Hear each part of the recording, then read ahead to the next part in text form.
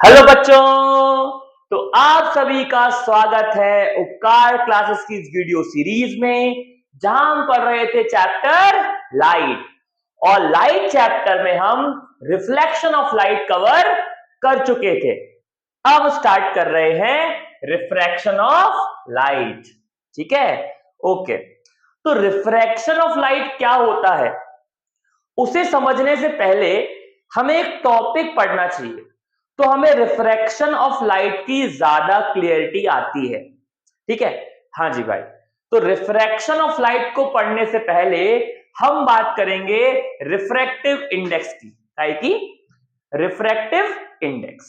ठीक है बच्चों, और ये टॉपिक रिफ्रैक्टिव इंडेक्स बच्चों को बहुत खटकता है, कई बच्चों को समझ में नहीं आता है, पर हम यहां पूरी कोशिश करेंगे कि आपको बेटर अंडरस्टैंडिंग मिले इस टॉपिक की। तो स्टार्ट करें, ठीक है। तो क्या होता है रिफ्रैक्टिव इंडेक्स, सुनो क्या होता है बच्चों। जो हमारी लाइट है, लाइट, ठीक है, लाइट हम पढ़ चुके हैं, लाइट एक इलेक्ट्रोमैग्नेटिक वेव है, ठीक। और लाइट को ट्रैवल करने के लिए मीडियम की जरूरत नहीं है। मतलब लाइट वैक्यूम में भी ट्रैवल कर सकती है और लाइट किसी मीडियम में भी ट्रैवल कर सकती है। ठीक है भाई, तो लाइट वैक्यूम में भी ट्रैवल कर सकती है और लाइट किसी मीडियम में भी ट्रैवल कर सकती है। ठीक है, इतनी बात क्लियर है। लेकिन क्या होता है बच्चों, जब लाइट वैक्यूम में ट्रैवल करती है, जब लाइट वैक्यूम में ट्रैवल करती है, वैक्यूम मतलब खाली जगह, है ना, पृथ्वी से लेकर सन के बीच में, मतलब हम लोग हमारा हमारा अर्थ है, हमारे अर्थ के बाहर क्या है, एटमॉस्फेयर है, और एटमॉस्फेयर के बाहर क्या है, वैक्यूम है ना। मतलब पूरे सोलर सिस्टम में क्या है, वैक्यूम है, खाली जगह है। ठीक, तो वैक्यूम की बात की जा रही है, खाली जगह। ठीक है, जो वैक्यूम होती है, वैक्यूम में स्पीड ऑफ लाइट सबसे ज्यादा है, सबसे ज्यादा तेज लाइट की स्पीड वैक्यूम में है।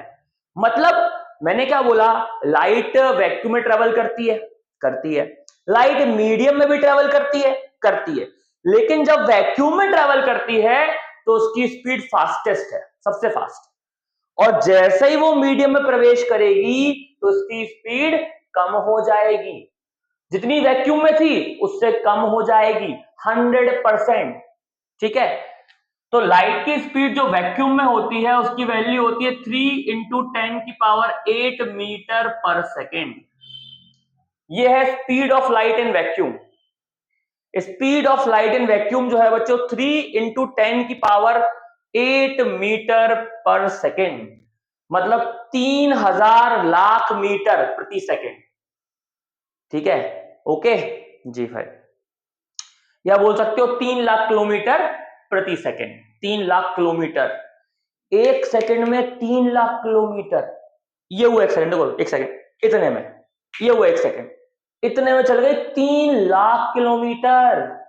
क्या होता है, अगर हम लोग साइंस के टर्म में भगवान को डिफाइन करें कि भगवान क्या है, साइंस के टर्म में भगवान को डिफाइन करें तो हम बोलेंगे जिस व्यक्ति के पास ये स्पीड आ जाए, जिस व्यक्ति के पास ये स्पीड आ जाए, जो व्यक्ति इस स्पीड से ट्रेवल कर सके वो भगवान है। इससे बड़ी दुनिया में कोई स्पीड नहीं है, साइंस में इससे बड़ी दुनिया में कोई स्पीड नहीं है। ठीक है ना, तो स्पीड ऑफ लाइट सबसे बड़ी स्पीड है।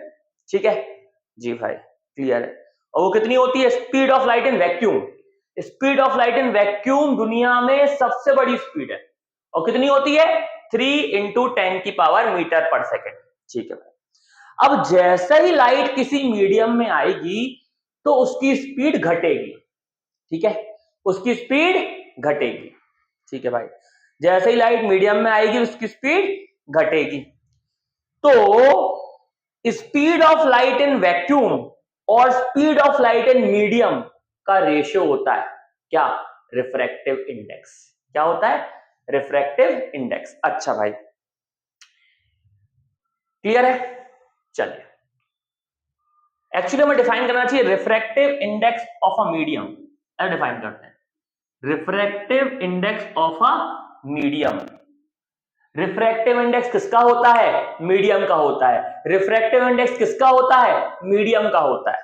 ठीक है, तो refractive index of a medium is defined as, it is defined as the ratio of, ratio है, क्या है? रेशियो है। ठीक है, speed of light in vacuum to speed of light in medium. समझ में आया? देखो क्या होगा, लाइट पहले चल रही थी वैक्यूम में, अब लाइट चल रही है काहे में? मीडियम में। या कोई मीडियम है?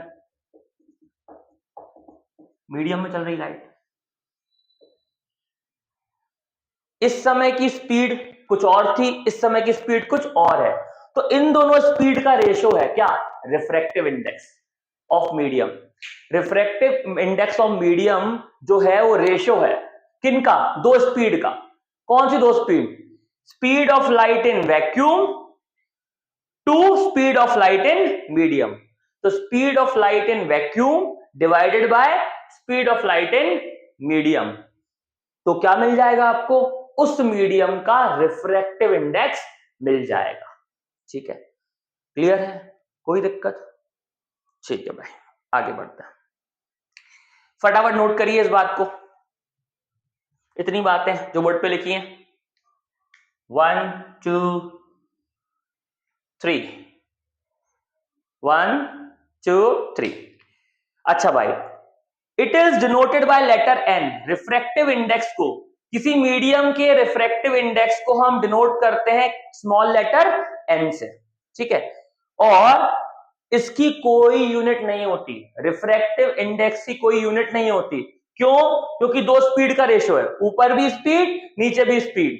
तो स्पीड से स्पीड, मतलब मान लो ऊपर कोई स्पीड है वो है मीटर पर सेकंड में, नीचे स्पीड है मीटर पर सेकंड में, तो मीटर पर सेकंड से मीटर पर सेकंड उड़ गया तो भैया कोई यूनिट नहीं आएगी, रिफ्रैक्टिव इंडेक्स की कोई यूनिट नहीं होती।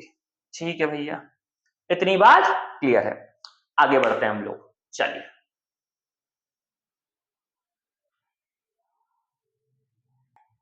चलिए बच्चों, तो refractive index of a medium, N क्या है? Refractive index of medium. C क्या है? Speed of light in vacuum.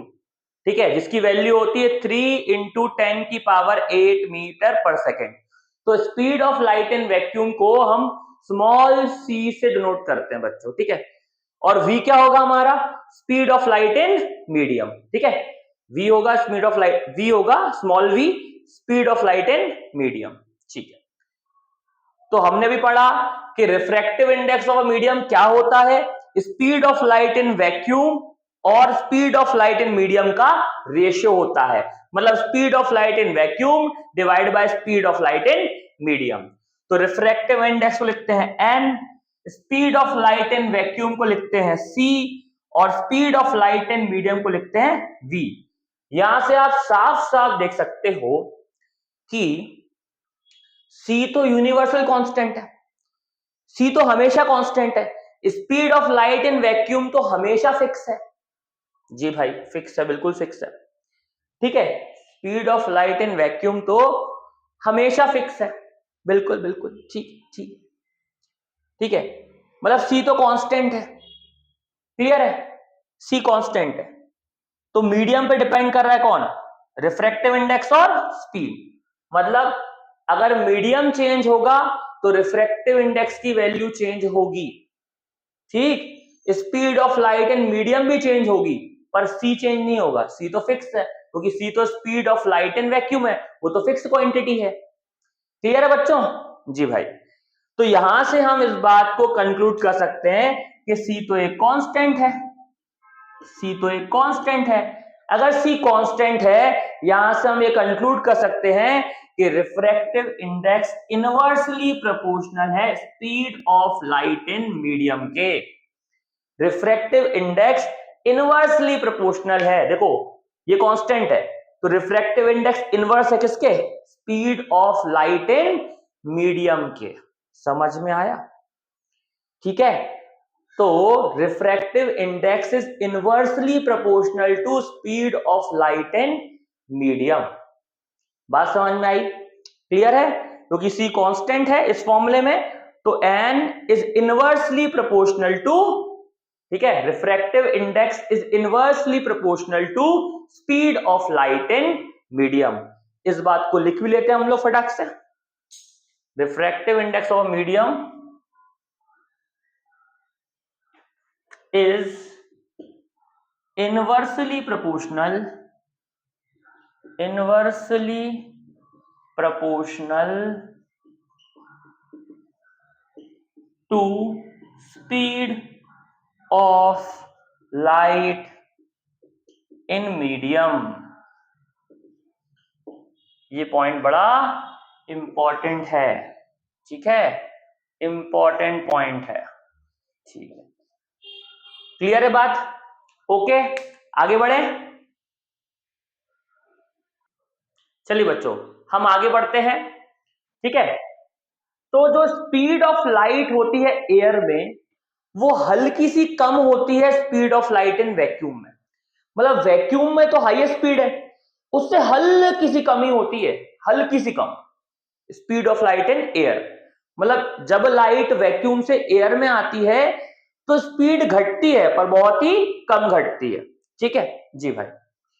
तो न्यूमेरिकल पर्पस के लिए जब हम न्यूमेरिकल करेंगे तो न्यूमेरिकल में हम speed of light in air और speed of light in vacuum को बराबर मान लेंगे। मतलब हम दोनों को 3 × 10⁸ मीटर पर सेकेंड लिख देंगे। दोनों को हम 3 × 10⁸ मीटर पर सेकेंड लिख देंगे। न्यूमेरिकल पर्पस के लिए ये दोनों बराबर हैं, लेकिन कंसेप्चुअल पर्पस के लिए स्पीड ऑफ लाइट हल्की सी छोटी होती है, किससे? Speed of light in vacuum से। बात समझ में आ रही है? ठीक है जी भाई, ओके। इसी प्रकार देखो जो रिफ्रैक्टिव इंडेक्स होता है एयर का रिफ्रैक्टिव इंडेक्स होता है 1.003 1.0003, मतलब हल्का सा बड़ा होता है 1 से। क्यों होता है 1 से बड़ा? सुनो देखो भैया, अभी आपने पढ़ा कि रिफ्रैक्टिव इंडेक्स का फॉर्मूला होता है C/V, ठीक है। C की वैल्यू होती है 3 × 10⁸।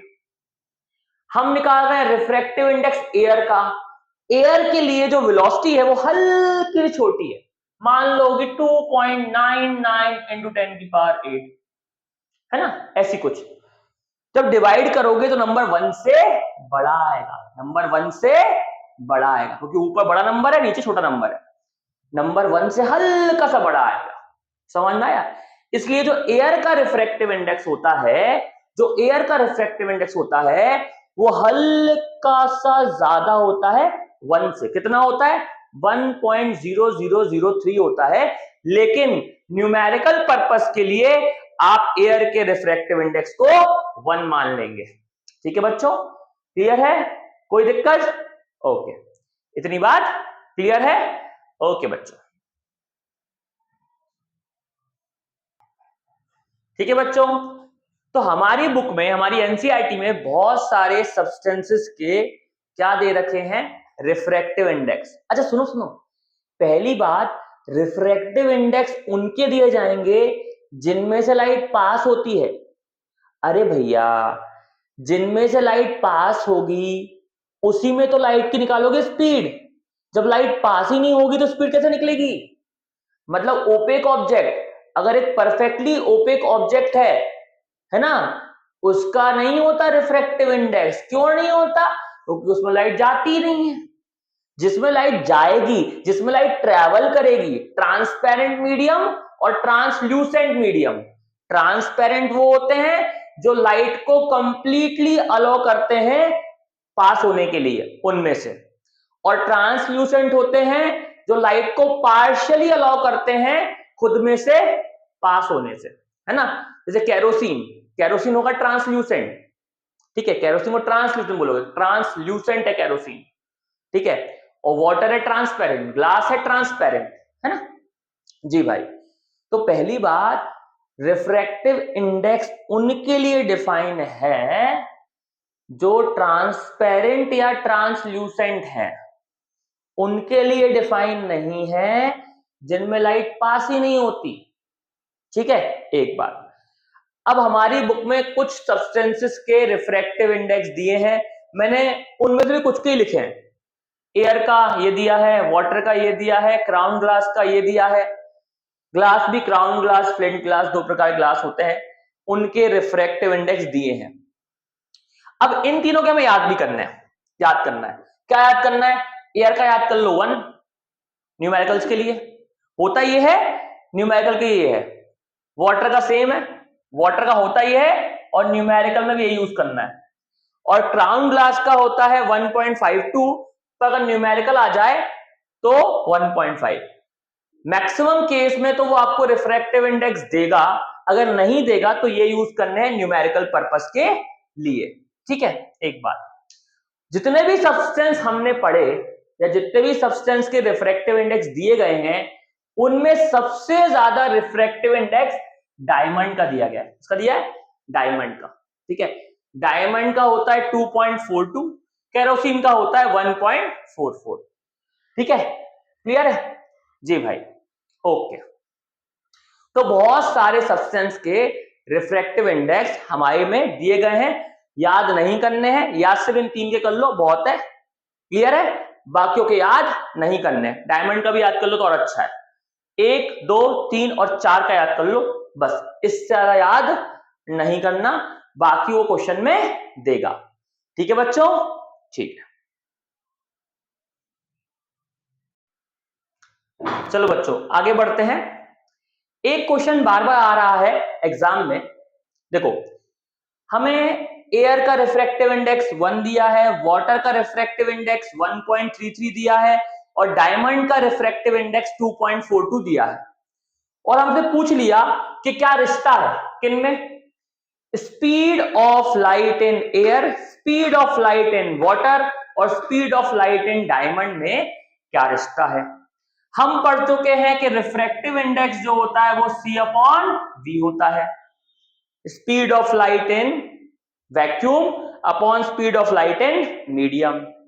Speed of light in vacuum तो होती है कांस्टेंट, तो रिफ्रैक्टिव इंडेक्स होता है inverse to speed of light in medium. Refractive index is inversely proportional to speed of light in medium. Refractive index किसका होता है? मीडियम का। तो refractive index of medium is inversely proportional to speed of light in medium. ठीक है ना जी भाई? Simple सी बात, जिसका रिफ्रैक्टिव इंडेक्स ज्यादा उसमें लाइट की स्पीड कम, जिसका रिफ्रैक्टिव इंडेक्स ज्यादा उसमें लाइट की स्पीड कम, जिसका रिफ्रैक्टिव इंडेक्स ज्यादा उसमें लाइट की स्पीड कम। इसका मतलब यह है कि लाइट सबसे स्लो चलेगी डायमंड में, क्योंकि सबसे ज्यादा रिफ्रैक्टिव इंडेक्स डायमंड का है, तो स्पीड ऑफ लाइट सबसे कम होगी उसकी। ठीक है, और सबसे कम रिफ्रैक्टिव इंडेक्स एयर का है, तो स्पीड ऑफ लाइट सबसे ज्यादा होगी एयर में, इन तीनों में से। ठीक है, तो यहां आएगा वेलोसिटी ऑफ एयर बड़ी है, फिर उससे छोटी है velocity of water, velocity of light in water या speed of light in water, और उसके बाद है speed of light in diamond, सबसे छोटी है speed of light in diamond. तो ये क्वेश्चन बार बार एग्जाम में आ रहा है। ठीक है, कि आपको रिफ्रैक्टिव इंडेक्स दिए होंगे, तो रिफ्रैक्टिव इंडेक्स की फीलिंग ही यही है बच्चों। क्या है फीलिंग रिफ्रैक्टिव इंडेक्स की? रिफ्रैक्टिव इंडेक्स की फीलिंग ही यही है कि भैया कितना गुना स्पीड ऑफ लाइट को कम कर देगा वो। स्पीड ऑफ लाइट जो है वो वैक्यूम में फिक्स है, स्पीड ऑफ लाइट वैक्यूम में फिक्स है, कितनी है? 3 इंटू 10 की पावर 8 मीटर पर सेकेंड है। रिफ्रैक्टिव इंडेक्स क्या है? रिफ्रैक्टिव इंडेक्स मतलब जब वो लाइट मीडियम में जाएगी तो उसकी स्पीड कितने गुना कम हो जाएगी, वही रिफ्रैक्टिव इंडेक्स है। वही रिफ्रैक्टिव इंडेक्स है, कितने गुना घटा देगा स्पीड को। मतलब एयर का रिफ्रैक्टिव इंडेक्स 1 है, मतलब एयर घटाएगा ही नहीं, सेम चलेगी, लगभग सेम स्पीड चलेगी लाइट, है ना। वाटर का रिफ्रैक्टिव इंडेक्स 1.33 है, मतलब जितनी ये स्पीड है इसको 1.33 टाइम्स घटा देगा। मतलब स्पीड को 1.33 टाइम्स डिवाइड कर दो, 1.33 से डिवाइड कर दो स्पीड को, तो मिलेगी आपको क्या, स्पीड इन वाटर। बात समझ में आई? रिफ्रैक्टिव इंडेक्स ऑफ वाटर 1.33 है। इससे क्या फीलिंग है? इससे ये फीलिंग है कि speed of light in vacuum को ये 1.33 टाइम्स घटा देगा। ठीक है, स्पीड, अब डायमंड का रिफ्रैक्टिव इंडेक्स 2.42 है। इसकी फीलिंग क्या है? इसकी मीनिंग यह है कि डायमंड जो है speed of light in vacuum को 2.42 टाइम्स घटा देगा जब लाइट उसके अंदर आएगी। जब लाइट डायमंड के अंदर ट्रेवल करेगी तो उसकी स्पीड इस स्पीड से 2.42 टाइम्स घट चुकी होगी। बात समझ में आ रही है? क्लियर है? कोई दिक्कत? यही मीनिंग है रिफ्रैक्टिव इंडेक्स, यही फीलिंग है रिफ्रैक्टिव इंडेक्स की। तो जितना ज्यादा रिफ्रैक्टिव इंडेक्स उतनी कम होगी speed of light in medium. जिस मीडियम का रिफ्रैक्टिव इंडेक्स ज्यादा उसमें speed of light come. Clear है? ओके, चलिए बच्चों आगे बढ़ते हैं।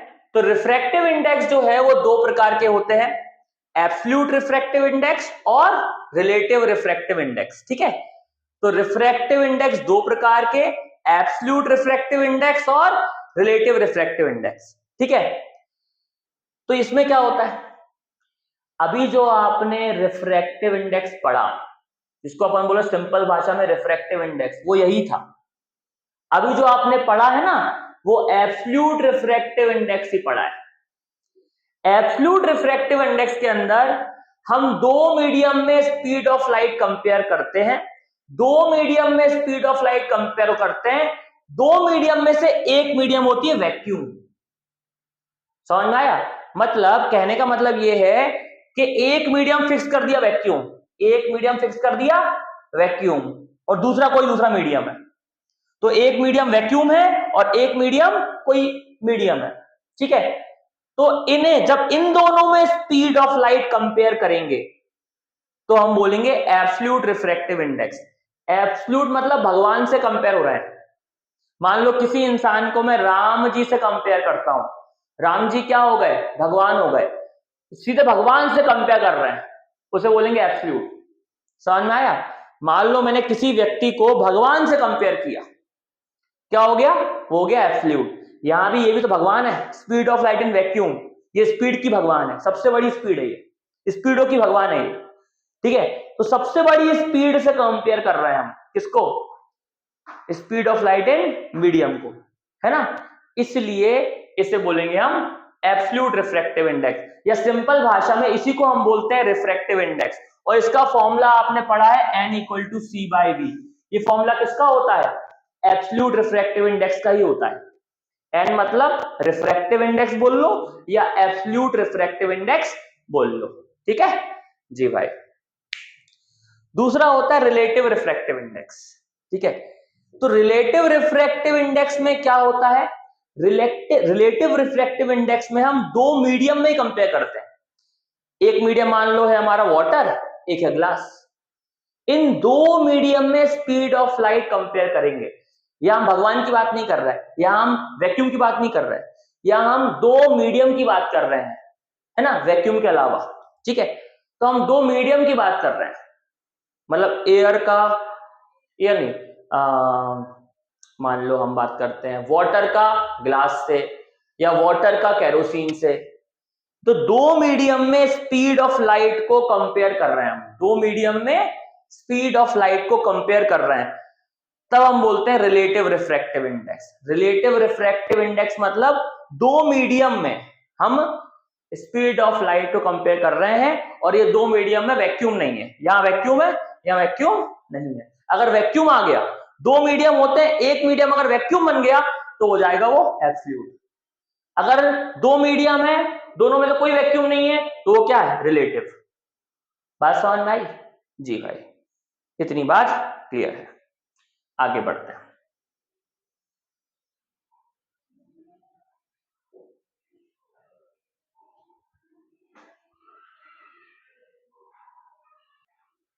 चलिए बच्चों, तो रिलेटिव रिफ्रैक्टिव इंडेक्स को हम कुछ ऐसे डिनोट करेंगे, देखो N21, कहीं लिखा हुआ है N21 या N12 या NWG, NGW, ऐसा कुछ लिखा हुआ है, तो ये रिलेटिव रिफ्रैक्टिव इंडेक्स है।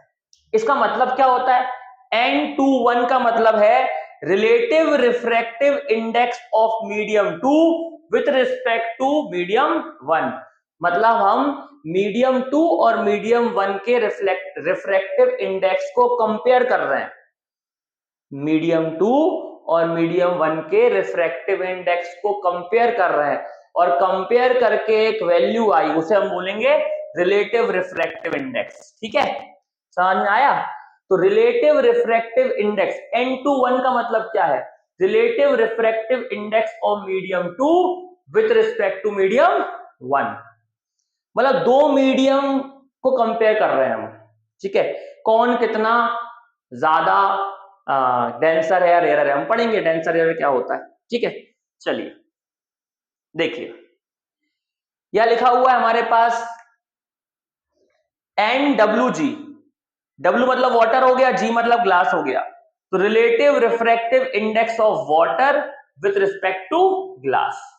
ठीक है, तो ऐसे डिनोट करते हैं हम। ठीक है, अगर हम लिख रहे हैं N21 तो ये रिलेटिव रिफ्रैक्टिव इंडेक्स है, NWG ये रिलेटिव रिफ्रैक्टिव इंडेक्स है। इसका मतलब ये होता है। क्लियर है? ओके, चलिए बच्चों, तो भैया रिलेटिव रिफ्रैक्टिव इंडेक्स और एब्सोल्यूट रिफ्रैक्टिव इंडेक्स में क्या रिश्ता है? देखिए, N21 क्या है? रिलेटिव रिफ्रैक्टिव इंडेक्स, मतलब relative refractive index of medium 2 with respect to medium 1, ये होता है हमारा N21। ठीक है बच्चों? अच्छा, N21 होता है N2 अपॉन N1, मतलब ये हमारा रिलेटिव रिफ्रैक्टिव इंडेक्स है और ये दोनों एब्सोल्यूट रिफ्रैक्टिव इंडेक्स हैं। तो रिलेटिव का एब्सोल्यूट से क्या रिश्ता है? रिलेटिव का एब्सोल्यूट से क्या रिश्ता है ये बता रहा है ये फॉर्मूला। ठीक है, तो N21 हो जाएगा N2 बाय N1। यहां N2 क्या है? Absolute refractive index of medium 2। N1 क्या है? Absolute refractive index of medium 1। ठीक है बच्चों, क्लियर है? चलिए, तो अभी रिफ्रैक्टिव इंडेक्स काफी बाकी है, तो ये क्लास हमारी यहां खत्म करते हैं और नेक्स्ट में कंटिन्यू करेंगे, और वहां आपको क्वेश्चन भी सॉल्व करवाएंगे रिफ्रैक्टिव इंडेक्स के, ताकि आपको रिफ्रैक्टिव इंडेक्स की फीलिंग आ जाए, क्योंकि फीलिंग आएगी क्वेश्चन से। ठीक है बच्चों, ओके बाय।